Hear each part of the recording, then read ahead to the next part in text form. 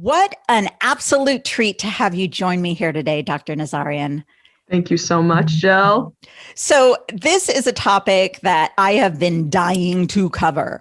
There are so many articles. I can picture magazine covers, TikToks, Instagram posts, all about retinol and retinoids and the whole gamut, all these retin whatever products. And I thought it was really high time that we do a podcast just focused on this potentially miracle anti-aging treatment. We'll get your take on that. But before we dive in, you have to share your background with our audience. Your background is just, I called it flavorful, but it is so amazing. Thank you so much. Yeah, I'll take it way back. So, in order to kind of understand me, you have to kind of hear it from like birth. But so we were from Iran. We're Persian Jews. And I was born in 1979, which was the year of the revolution. But before, that sort of went into full swing, my mom was 9 months pregnant, flew to New York, had me as an anchor baby, and then flew back to Iran. And then the whole revolution kind of started. So I think she was like 9 months when she flew to New York, and I think I was born at like 9.5 months. I was pretty late, but so we went back. So I was a U.S. citizen.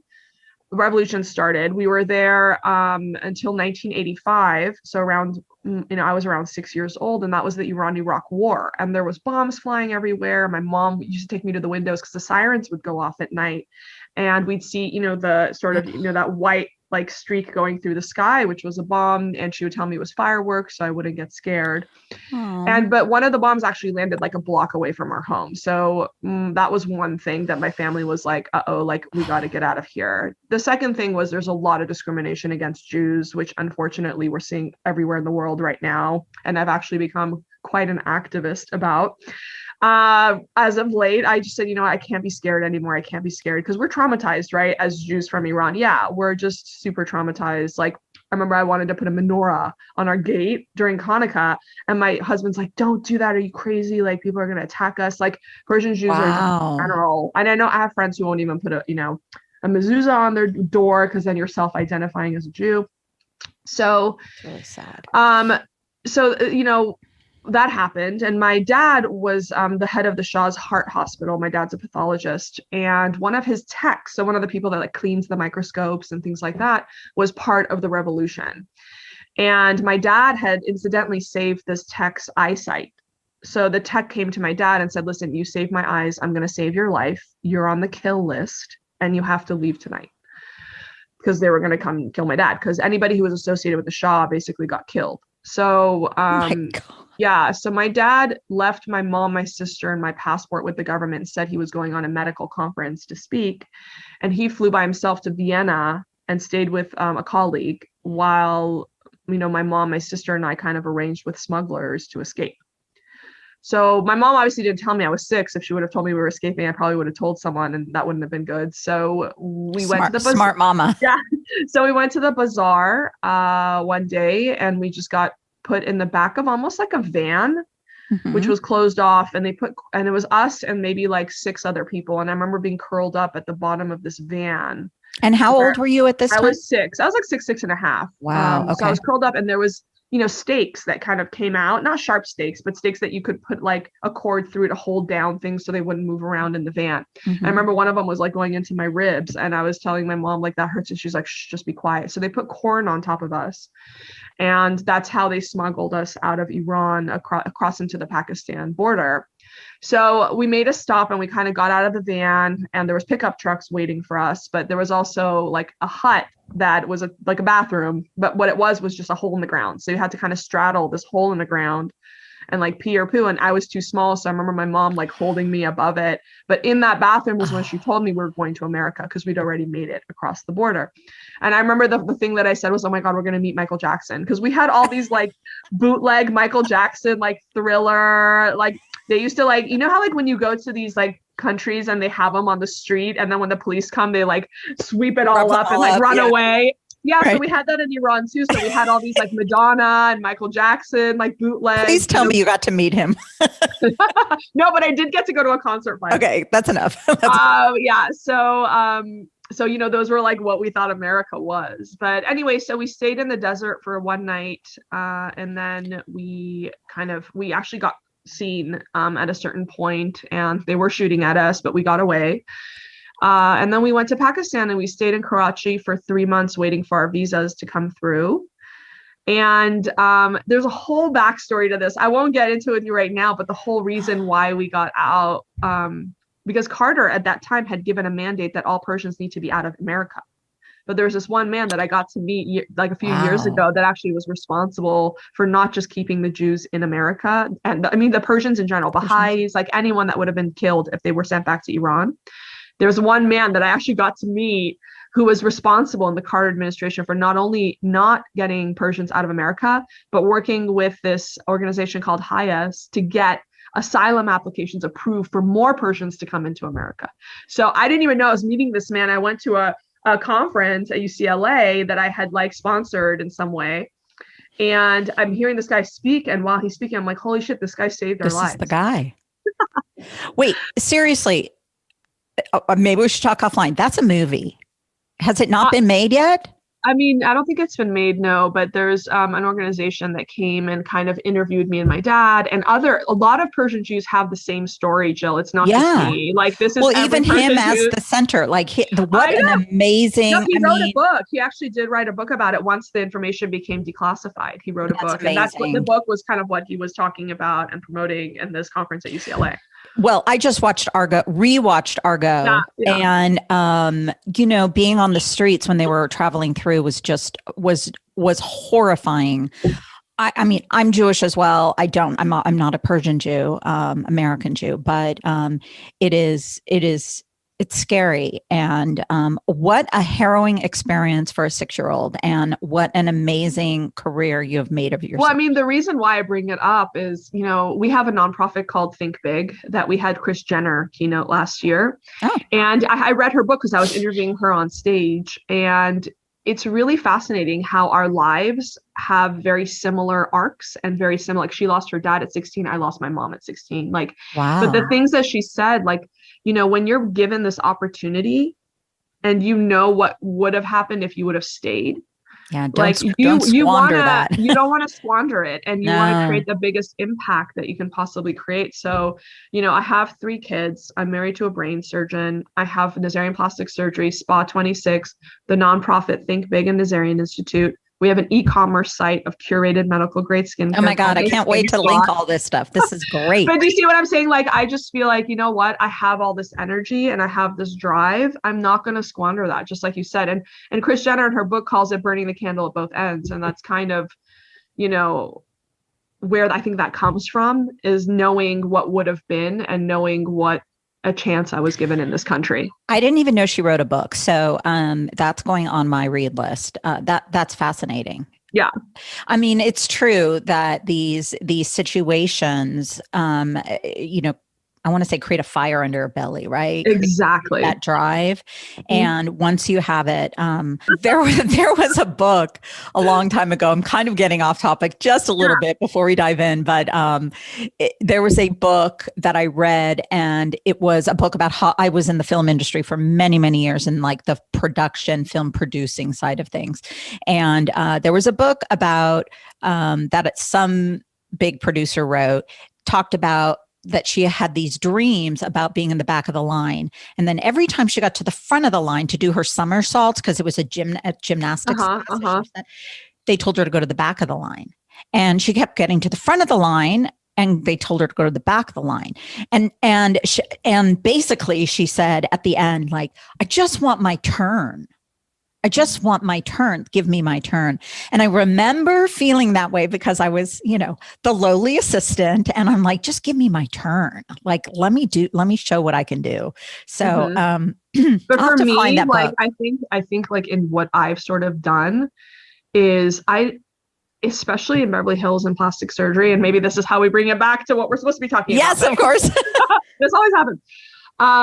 I think, you have to create your own turn. And that's what I learned and sort of did, because, no one's referring here anymore. I have 31 plastic surgeons just in my building. Forget all of Beverly Hills. No one's referring to you for Botox. Nobody's referring to you. You have to create your turn yourself. And that's sort of always been, and it doesn't mean don't ask for help. It doesn't mean don't ask for advice. You do, but you have to create those opportunities for yourself if no one's giving them to you. And that's sort of been my journey. I love it. There's a new saying that we're going forward with, which is it's time to stop living your life defined by your age. So that those sort of opportunities can occur whenever. They don't always occur right after college, right? When you think that those things. Oh, no, and they don't. I think Instagram and, these accounts that are like, live your passion and like all this stuff is so misleading for, the younger people. Like, no, you actually have to do shit you hate so that you gain the skills to do what it is that you love. And that's I love that. Okay. So yeah, you're coming to speak at my summit. Okay. Talk about that later. So let's dive into retinols. I know your focus is in plastic surgery, which is a whole other thing I'd love to talk about. But and that's kind of more of an extreme way to. It's actually not, Jill. So my focus is in whole body, mind, and health, everything rejuvenation. So when you say, your focus is in plastic surgery, well, if I did a facelift on someone, right, and their skin is all wrinkled and sun damaged and has brown spots all over it, do you think they're going to look their best? No. So my focus is in making everything make sense. So if I pull that woman's skin tight, everyone's going to know she got a facelift because it doesn't make sense that her face looks young, like underneath all of the crap, the damage. I love that. So that's why I have 30 devices in my spa. We do the full spectrum of plastic surgery. And I have an e-commerce site of curated medical grade skincare. So we're kind of the violet gray of medical grade. And what that means is we don't bring stuff on that doesn't have data. We don't bring things on that don't have studies in peer-reviewed journals. It's not about what your favorite influencer got paid to say works. It's about what actually works. Love it. And we've curated it even further. So let's say there's a medical grade skincare company that has 40 SKUs. We only bring on the top 5. Because it's confusing. And that's why you're doing this confusing. That's why I'm doing this podcast. That is why we are all about bringing the valuable products forward. So what makes up a retinol? So a retinol is a type of, skincare product made of vitamin A. And the umbrella category is retinoids. And retinoids are just vitamin A products that fit into vitamin A receptors in our skin. And when they, go into those receptors, they're going to tell your skin to do certain things like upregulate collagen. They cause cell turnover. So you're going to get improvement in your fine lines and wrinkles and pigmentation because those top layers are going to come off a little bit faster. And it also tells your skin to stop making so much oil. So if you have blackheads or acne, that means that you're not going to get as many clogged pores and less acne as well. Well, that's a huge benefit. So it's not like you can just go ingest vitamin A. This is a topical vitamin A, correct? I mean, you can also ingest it. That's what Accutane is. But that's like the big guns, right? That's when everything else has failed and someone's still breaking out, then you can actually ingest it. I actually took that when I was younger. And, you did? It worked. Yeah. I mean, it was to that out of control space that, and it worked amazingly. It was very hard to take, a lot of dryness, but. Well, there you go. Why? Because it makes you stop producing as much oil. That makes so much sense. So which one, let's say I'm like starting out or I'm confused where to begin and I'm tempted. No, everyone should be tempted. Everyone should not only be tempted, they should take it up. So which one is the best? So I always tell my patients the best retinoid is the one that you'll actually stick to and use. And so if you go with Retin-A, which is like super strong and that's prescription from the pharmacy, you're probably going to put on your face 3 days in a row and peel yourself, get all red and irritated and never use it ever again. So when you buy a product and you leave it on your counter and you never touch it, that doesn't mean you're actually using it. So that probably wasn't the best way to go. But if you start with like a 0.25% retinol or a 0.5% retinol, even those, start using them only 2 or 3 nights a week.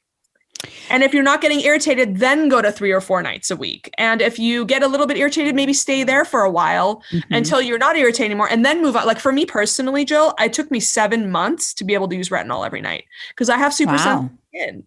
And, I think the old school way of looking at it, and it's not the way that I do it in my practice, they used to just say like, put it on every night. You're going to get irritated. You're going to get red. Just push through it.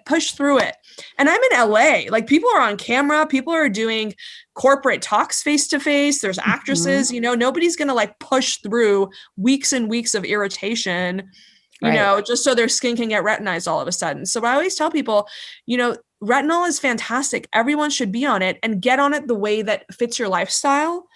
And, but just get on it. Okay. So there are different, I'm going to say levels. I don't know that that's what they are, but we'll just say almost like strengths. So let's talk drugstore. So oil, I keep saying oil of Olay, but Olay and that kind, there are lots of brands. Probably Neutrogena has over-the-counter in your drugstore brands. Right. So, I would say that medical grade is not just about strength. So medical grade skincare that you would get from the Skin Spot or a doctor's office, it's not only better ingredients or better forms of those products. It's almost like buying organic versus like regular lettuce, right? It's not just about buying lettuce. It's like, what made that lettuce?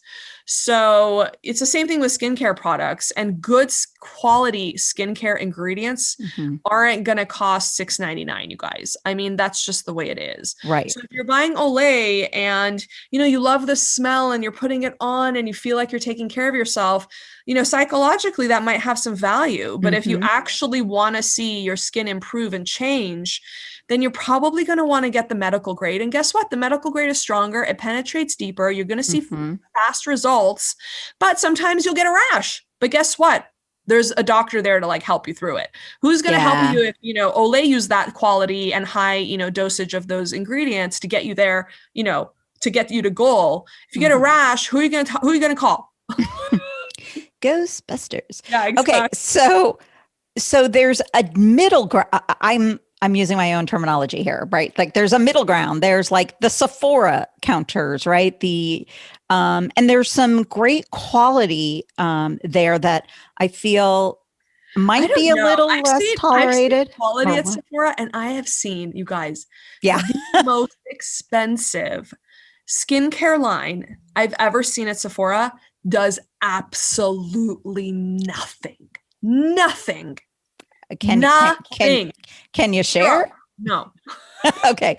Well, so I'm just letting you know, like, you guys, you want to use products that have studies behind them. You want to use true. That have been, like, peer reviewed in actual journals, not packaged well. And Sephora makes I'm gonna like curse right now, but like what, a lot of money.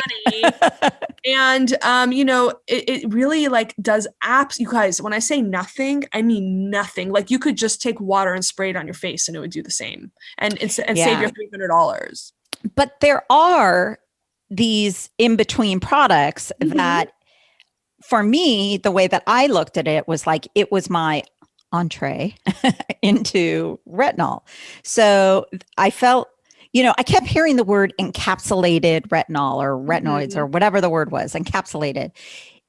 Is that just like buffering, or what is that doing? What it does is it basically takes it through the skin, and once it's past that barrier, releases, the vitamin A to fill the receptors. So it's like a gentler way of delivery. Okay. So they're not bad. They're just not, they're just gentle. Not as effective, and they'll just take longer to get there. But if somebody's like super sensitive skin, rosacea, that might be a better choice. And they might say, you know what, Dr. Nazarian, I have the patience to wait a year until I see, those significant changes that maybe with a retinol you would see in 6 months. Yeah. But I can't tolerate a retinol. If you can't tolerate it, you guys, you don't have to like not use it. You can just go down, a notch to a more gentler product that, might take a little bit longer to get you there, but at least you'll get there. Right. So what kind of results does a retinol product or a tretinoin, or what is it solving for us? So retinols or vitamin A products and antioxidants like vitamin C, resveratrol, things like that are two products that every woman and man should be using over the age of 20. And the reason is those two products are actually biopsy proven to reverse aging and prevent aging. And that's why, if you think about it, Jill, there hasn't been that many advancements in skincare in decades. It's really, sunscreen, antioxidant, retinol, and growth factors. And everything else, like the mask, the lights, the RFs, all that stuff is fun. Nice. But those are the four things everybody over the age of 20 should be using. Growth factors, I had no idea. Retinol, antioxidant, sunscreen. Okay, so this is kind of a depressing question to ask, but like I'm in my 50s. Did I miss the opportunity?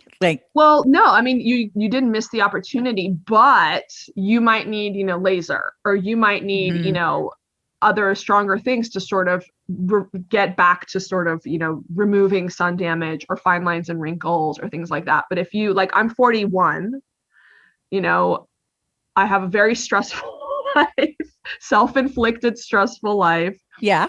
But, I started when I was 28, and I just look around at my kind of like my acquaintances, the ones that are my age that look younger. Somebody gave them that secret in their 20s, whether their mom was an esthetician or their mom worked for a plastic surgeon. Yeah. But I'm just looking at my 40s group of women, and the ones that look really good started in their 20s young. Because someone told them. Well, I know you guys in podcast land cannot see Sheila unless you're watching the video, of course, but her skin is gorgeous. So, so that's amazing. So is there anyone that it's not for? No. Got it. And I made a video. I'm like, honestly, the title of the video was what every woman over, I think 30 should be using. Yeah. Really, it's 20. 20. That's amazing. Because we, our eggs go south at 30, our collagen goes south at 25. You start, and white people lose it faster no idea. Than darker people. Yes. So at the age of 25, your collagen in your skin it's turned the corner and it's going down. So us women that are bitching and moaning in our 40s and 50s, and you're like, this now our skin happened. has gone to, shit. It really went to, it really started changing in your 20s. Okay, yeah. This is really positive. No, and what I hear all the time, Jill, is they'll hit 40 or something, and they're like, this just happened. And I'm like, sure. Yeah, these spots came up. Yeah. Yeah. No, totally. Okay, so where, if a woman in her 40s or 30s or whatever, where should someone start? Does it depend on how sensitive their skin is?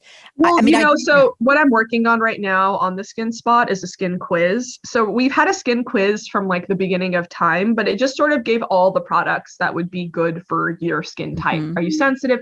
Are you looking for a basic regimen or an all-encompassing regimen? And what I realized is that even that was too confusing. So what I'm working on right now is revamping the skin quiz so that it actually gives you a regimen. This is what you use in the AM. Number 1, number 2, number 3, because I feel like that is what people need right now. Mm-hmm. And it doesn't mean there's a wrong or right answer.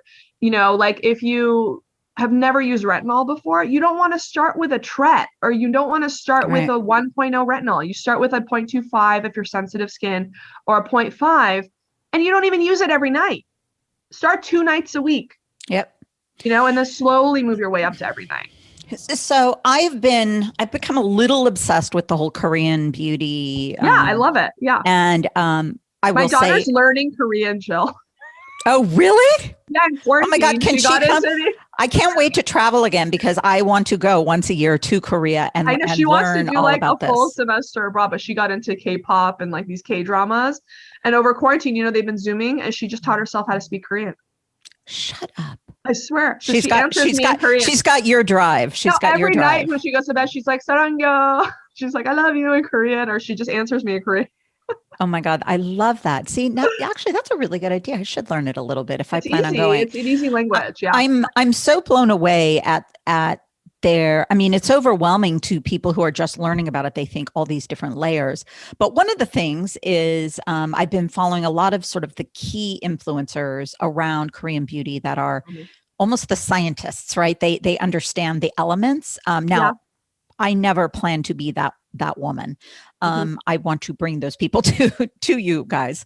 But I really learned that when I was prescribed years ago a Tret, I just applied it to my skin and then put a moisturizer over it. And I don't know what your school of thought is, but I've learned now that a lot of them do it, two times a week, and they have like an actual protocol for that day, a skin protocol for that day where it's a little different. And they put it on after and almost mix it into their moisturizer after they've done, the toner and the serum and things like that. After they, and that's how we recommend it too. It is. Tret is like very irritating. Yeah. So it's almost like they're watering it down. And that's what we sometimes tell people with sensitive skin, maybe that they have a 0.5 retinol at home. We'll tell them, mix it on the back of your hand with your growth factor or with your moisturizer. Mix them together on the back of your left hand, put it on your face together even. Rub the backs of your hands together. Mm-hmm. Don't forget your thumbs. And then take the rest and put it on your neck. And that way everything stays looking young. Okay. So I am curious. I've been on the hunt for the hand. Everyone talks about the neck. I want to talk about the hands. Can I tell you, the neck creams are the best for the hand.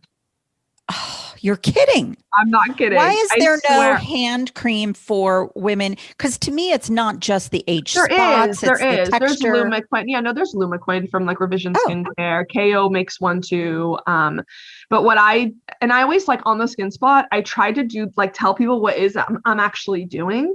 But the back of the hands and the neck are really low in oil producing glands. That's why, it's much more emollient what you put on your neck and what you want to put on your hands. But I always tell people, take your neck cream and just like put it on your hand first, then do this, or rub the backs of your hands together and then wipe it on your neck. That way, and I'll tell you, my office staff, they keep neck cream in their drawers. So when their hands get dry, they put neck cream on their hands. You're kidding me. Okay. Yeah. It's all about like, and tip. I love that on the skin spot too. It's like, I like things that do double duty. I like things that are, a sunscreen with antioxidant in it. I like retinols that also have like catchiol and things that calm your skin down. Like I love things that do double duty, or a neck cream that also addresses sunspots and laxity. So I'm always looking for that like most bang for your buck hero products in medical grade that have science to bring to people. And you know what? It's so funny, like getting back into the business of things, Jill, like before, like in 2018, I was just looking at my numbers. You guys, I'm a complete business person, data whore. You guys have no idea. So I was looking at data is good. Data is good. You can't change what you can't measure. So I was looking at the skin spot and I never talked about it on my Instagram. And you guys, I have like 500,000 people on Instagram on one of my accounts. So, but I never talked about it because I felt like a used car salesman, But when COVID hit and all the plastic surgery offices were shut down for 2.5 months, I actually started being like, all right, you guys, this is my at-home regimen. And I'd be looking like a crazy person with like hair going all over the place. But I'm like, this is what I do in the morning. Or like, this is my roller that I use, or this is the devices that I use that actually have data behind them. And people were so thankful, Jill, and our business went up 2,000%. I'm not surprised. It was nuts. But what I realized for all the women out there too, that are in like entrepreneurs or in business, if you're selling something that helps people, that it's a blessing. You need to talk about it. And that's sort of what I realized is if I'm, maybe some people can't afford to go into the office and get a laser treatment, but that doesn't mean they can't work out at home, and why not provide to them the knowledge that we have about shit that actually works? Oh my God. I swear you're like speaking my language. We were literally doing sort of a branding exercise. Mm-hmm. And I'm like, let's just find the shit that works for us. Like that's what I want. I don't want to waste time providing fluff. It's like, if you don't 100%. Need it, you don't need it. That's why I always say, my practice is not a fluff and rub. Okay. That's hilarious. That is really funny. Yeah. Okay. So you would start with would you start with sort of prescription level, or No. how do you feel about people going to the drugstore? So this is how I feel about people going to the drugstore. Take that $19.99, save the gas, and just flush it down the toilet.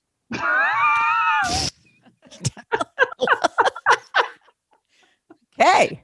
Or what you can do is actually pay $40 for something that makes a difference. Your pick. And, I've said this and I've gotten so much slack for it. Like, people are like, if I can't afford the $100 cream, like, what do you expect me to do? Just nothing. And I'm like, oh, it kind of depends. And I kind of came to a revelation in the skincare world. When things smell good and feel good when they go on your skin, that psychologically might be helpful to people. It's not going to make your skin look better, but it might be like your way of doing self-care. And there's certainly value in that. But yeah, of course, if you actually want your skin to look better, that cream might not smell good. It actually might smell really bad. Okay. You're right. But it's not about the smell. It's about the result. Well, for some people, Jill. But we have to realize who we're speaking to. Like, as a business people, we have to know who our audience is, right? So there's certainly that, group of people that, will take the gua sha thing and do this and put ice on their face in the morning. And maybe that'll depuff you. Okay, great. But if you actually want stuff that's going to make you look good in your 40s and 50s, the products are available. Are the ingredients cheap? No. Does that, and the product is more expensive? Yes. Not by a lot, but it's more expensive, but you know what you're going to get. Yeah, I remember in regards to the odor, I had a product that was quite stinky, and I used to say stinky but worth it. Exactly. I always say it smells like shit, but it works. Yeah, exactly. Well, I mean, ultimately, and not all the stuff smells bad. I don't want you to think that either, but a lot of them don't have fragrances in them because that's irritating in the medical world. Well, you can always take a bath with lavender oil. Absolutely. So what are some of the side effects we can expect, we'll say from the products that work? Yeah. So, I mean, even like, let's just take retinol. It's funny because we also track like how people come to the skin spot. So we have 3 blogs on retinol because it's actually so researched. Okay. The benefits of retinol is one article on the blog, side effects of retinol, and is retinol safe for teenagers? These are like the 3 blogs that are the number one. We'll make sure to link those in the show. Yeah, they're the number one drivers to our site because so many people, as you know, are asking the same question that we're answering today.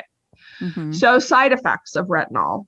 If you use it every night, and some dermatologists, that I know now, and certainly in years past, would recommend just retinizing yourself. They're like, you're going to peel, you're going to be red for weeks, but just get through it. And then you won't.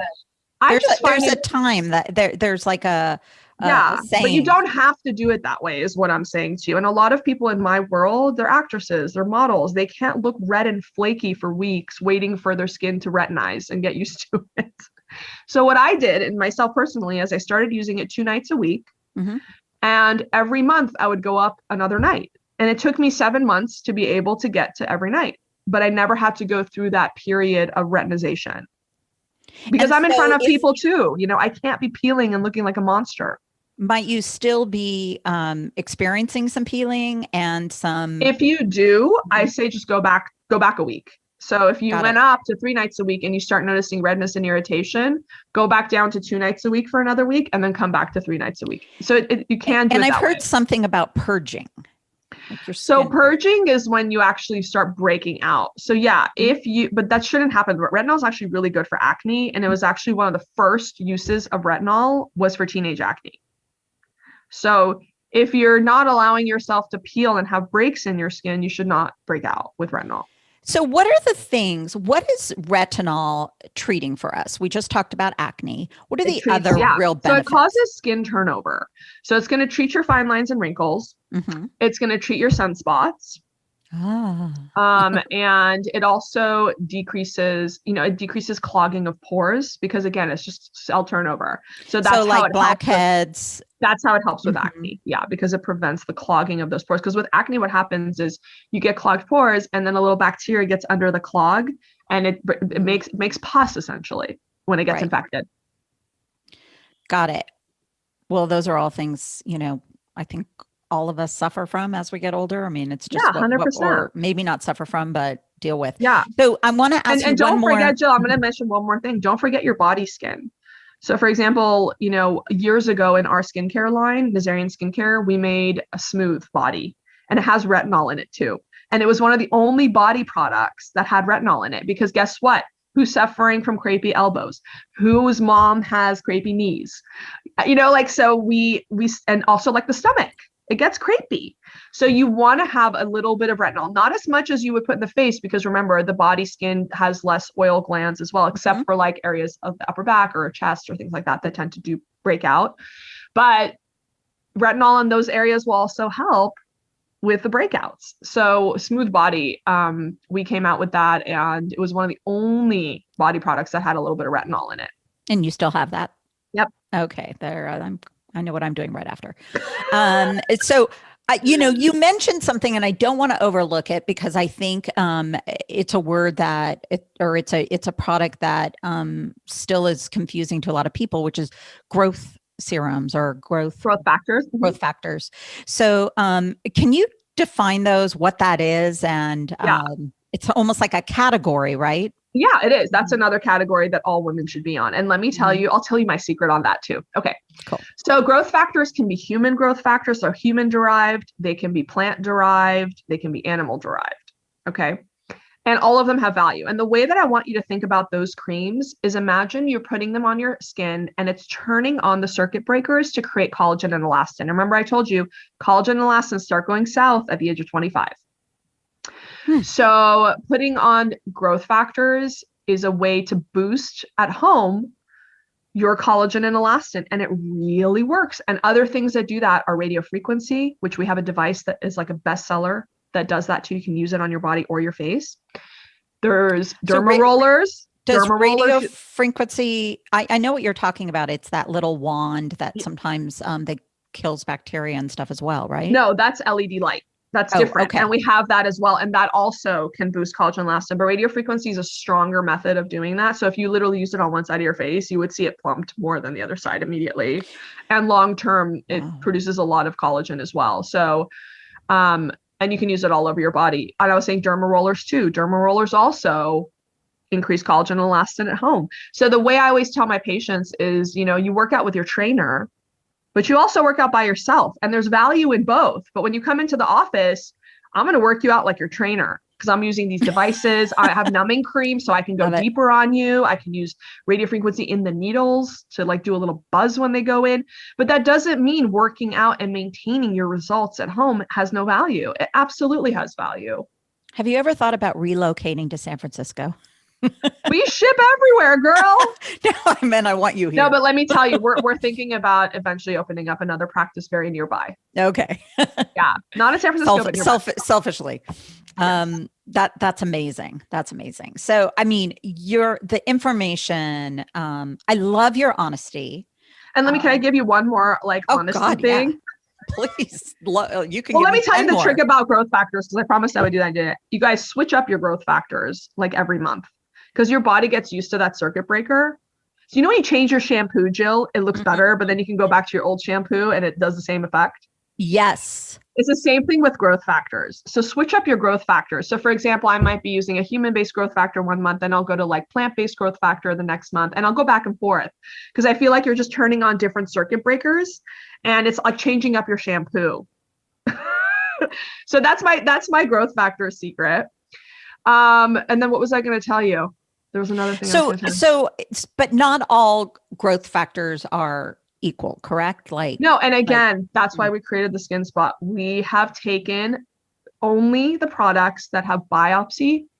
They take a biopsy, they slice that skin down, they stain it before they start using the product, and after 6 weeks to 8 weeks to 12 weeks of using that product. And you will actually see the staining for collagen, the RNA, DNA for collagen and elastin upregulate. And that's what we're looking for. We're not looking for something that your best friend told you it smells good. Again, we don't fluff and rub. I love this. Oh my God. I'm so scared about what I'm about to spend on your website.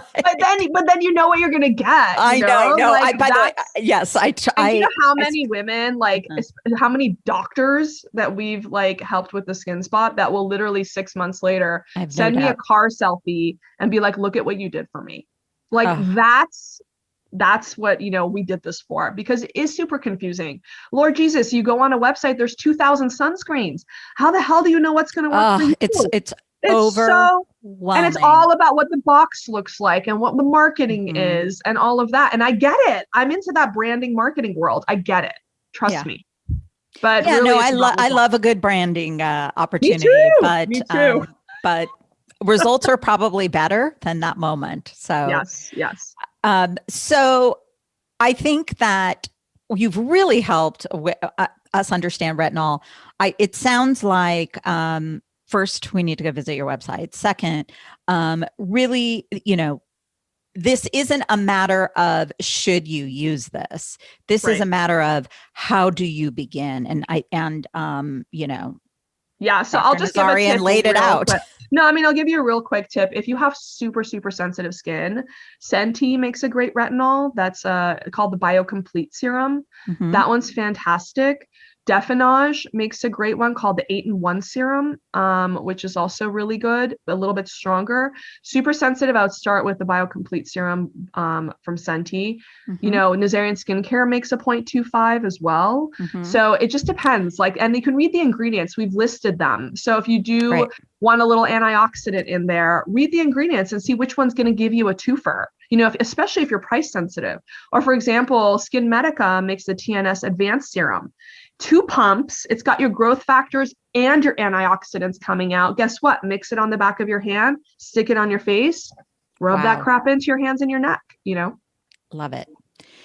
So I think I already know the answer to this last question, which is, what's the one piece of advice you'd tell your 20-year-old self? Oh, I always say ask for help. I thought asking for help or advice was a sign of weakness in my 20s. And I always thought I had to figure everything out by myself. And the other thing too, now that I've learned, is ask for help outside of your industry, especially if you're a doctor. If you need business advice or branding advice, don't ask another doctor. Yeah, don't pretend you have to know everything. I had an awesome boss when I was in the film industry, and he always used to say, we don't have to know how to do everything. We just have to know how to ask the right questions. Or to ask the right people. And that's what we've done and ask too. the right people, exactly. Yeah, who have that expertise and can, there's so much I've learned, Jill, honestly, our business and branding conference, the Think Big I was telling you about, I started it because doctors get no education in business. And I went to business school, thank God.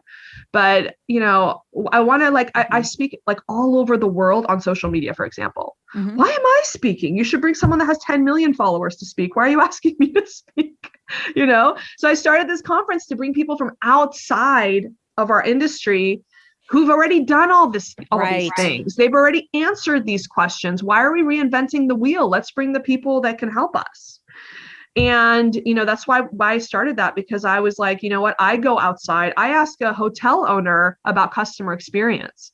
I don't ask another doctor or a hospital about customer experience. I ask Ritz-Carlton, so it's like bringing in the right people to teach us, because they've already figured this out 20 years ago. Wow. So good. So much good information. I love it. I love the way, I love the way your brain thinks. Very, very similar to me, because we can be inspired by so many other people. And I'm almost feel like an observer in life and just want to help bring people together to share their wealth. Yes. So where can listeners connect with you besides your store? Where can listeners connect you on Instagram and website? I have 6 Instagrams. Holy crap. Well, you know what? I'll tell you why I did 6 Instagrams, because when I start a company, I'm always thinking of the exit strategy. So if I'm planning on selling the Skin Spot, it needs to have its own social media. Yep. If I'm planning on franchising my spa, it needs to have its own social media. So every aspect of my businesses in life has its own Instagram. But the easiest way to find me and to find all of them is on Instagram at Dr. Sheila Nazarian, Dr. Sheila Nazarian. And the link in my bio has the link to everything, basically. Awesome. Thank you so much. I know I'll be having you back, and hopefully you'll be able to participate in our virtual retreats that we're beginning to plan here. Sure. And I can't thank you enough. Thanks, Jill. It was great talking to you.